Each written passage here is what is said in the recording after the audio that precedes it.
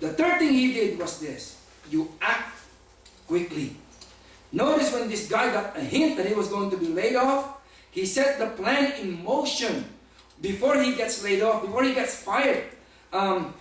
Before he lays off, he brings the guys in. And in verse 5 and 6, he does it quickly. One of the problems we do is we keep delaying what we know we have to do. We keep putting it off, and putting it off, and we're procrastinating. So the message here is don't delay. People say, one of these days, I'm going to build a budget. No, one of these days is none of these days. What you're doing is procrastinating. Procrastination is a sin. It only brings me sorrow. I know I ought to start today. In fact, I will tomorrow. Every day you delay a budget, you're just getting worse and worse in shape. You need to act quickly. Ecclesiastes 11:4. Whoever watches the wind will never plant. You see, if you watches the clouds all the time, whoever looks at the clouds will never harvest. If you're always waiting for perfect conditions to get started, it's never going to happen. There will never be a good time for you to get your finances in shape. If you're waiting for perfect condition, it's never going to happen. You have to start now. Now. So Jesus says, in light of eternity, in light of the fact that everything you have really belongs to God, it's just on loan to you, in light of the fact that one day you're going to be evaluated and audited on what you did and what He loaned to you, then you better start looking ahead. You better start making a plan. And you better start acting quickly so you can get out of debt in your life. Number 4. The fourth thing that we learn from this story is that money is a tool. Tools are meant to be used. Money is a tool to be used. That's what Jesus tells us in this story.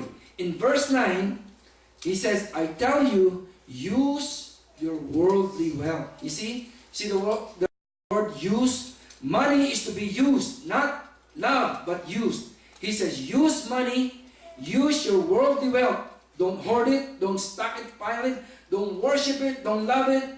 Use it. What's the best way to use the money that God allows me to have? Use temporary resources, which is not your money, for permanent good. I am to use temporary resources, that's money, because no money lasts. It will not last forever. For permanent good. Use something that doesn't last for permanent benefit. There are some things that are far more important than money. For instance, time is more important than money. Why? Because you only have set amount of time. You can always get more money.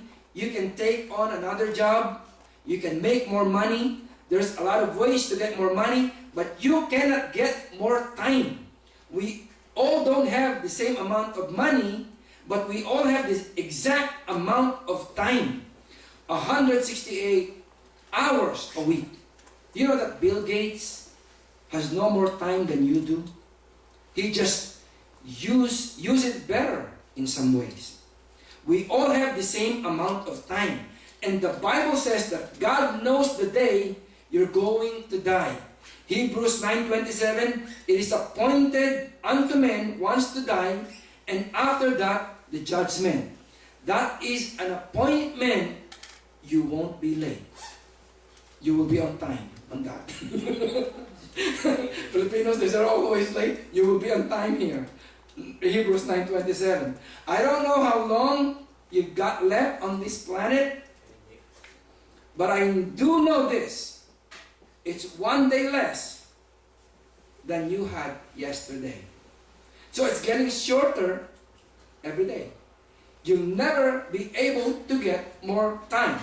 So how do you use your money? One of the good ways to use money is to use money to save time. Anytime you use money to save time, that's smart. Why? Because you cannot get more money. Oh, you can get more money, but you cannot get more time. Does that make sense? So you use money to save time. If you can save time, what are you saving when you save time? You're saving your life. Which, by the way, is what you ought to consider when you sit to watch TV.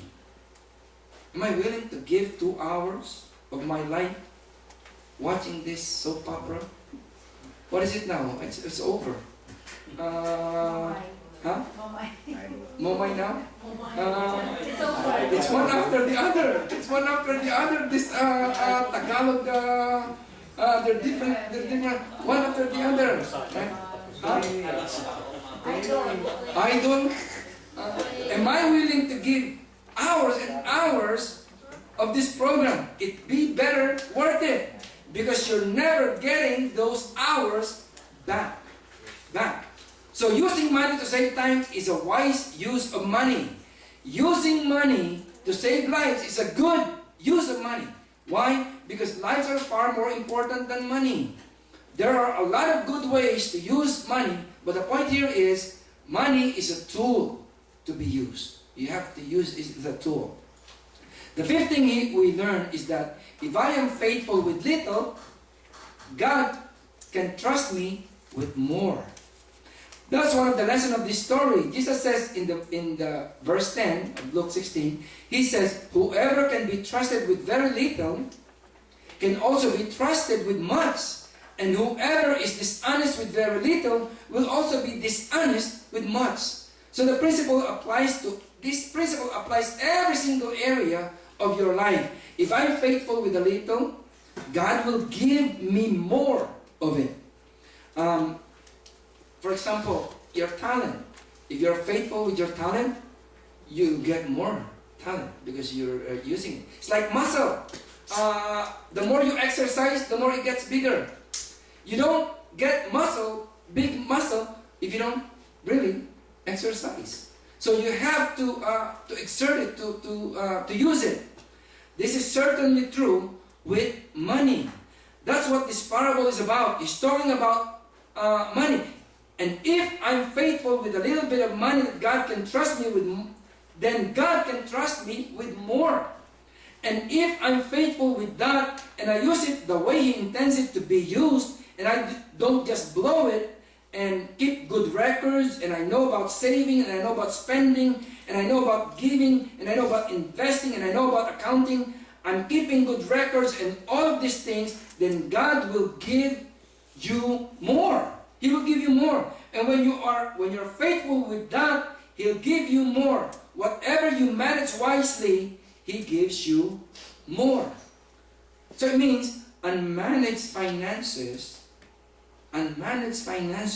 represent an unmanaged life. Finances that are out of control mean that your life is out of control. It means you need a manager in your life. You need Jesus as Lord, as your life. I'm not talking about, yes, Jesus is my Lord, but is He really the president of your life? Is He the one who's calling shots? Instead of just keep going and charging everything with your credit cards, let Jesus come in to be the president of your life.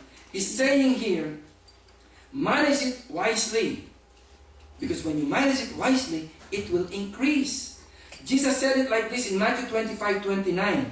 To those who use well what they are given, even more will be given, and they will have an abundance. God says, I'm watching to see what kind of manager you are with my money that I'm loaning to you during your lifetime. Faithfulness in little ways produces faithfulness in big ways.